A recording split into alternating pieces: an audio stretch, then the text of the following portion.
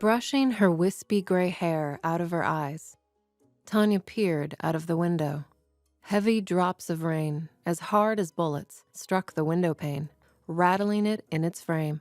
She closed the threadbare curtains, a small measure of comfort against the wind that shrieked and howled like a wounded wolf.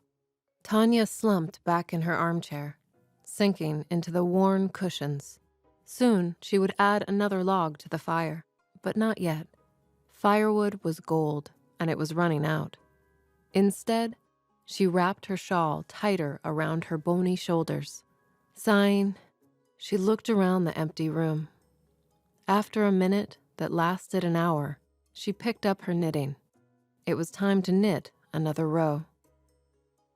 This text is rich with figurative language, or words and phrases that go beyond their everyday literal meanings.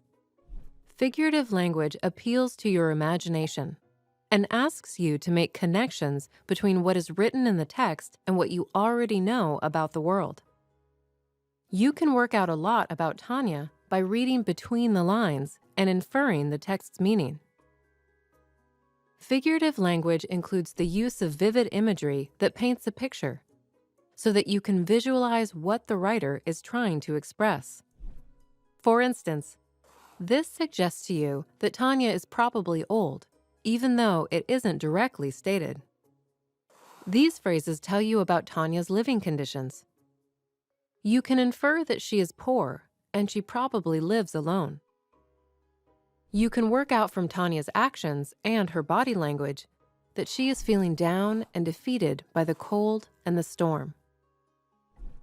Figurative language also includes the use of similes. That is, a figure of speech that compares two different things. Similes often say that one thing is like something else.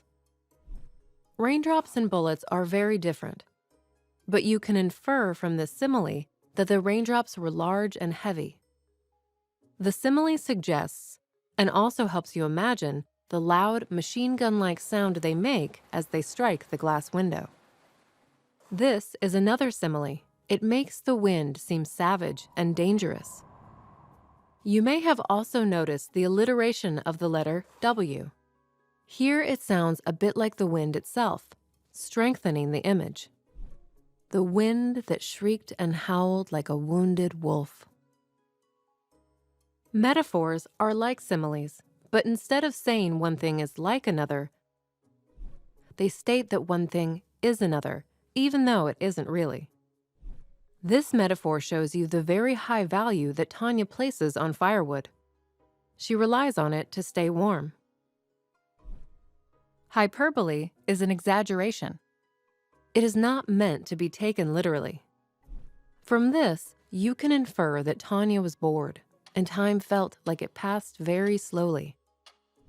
When writers use figurative language, they ask you to infer meaning and gain a greater depth of understanding of characters and settings. If you liked this video, you can find it and so many more at ClickView.net. Sign up for free today.